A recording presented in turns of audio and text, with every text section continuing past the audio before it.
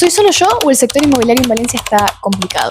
No te preocupes, te cuento cómo lo afrontamos. Lo primero que hacemos es reunirnos contigo, donde quieras, ya sea en nuestra oficina o en tu piso, para conocer tus inquietudes, tanto para el alquiler, para la compra, como para la venta. También vemos si necesitas ayuda de alguno de nuestros departamentos externos, como el jurídico o el arquitectónico.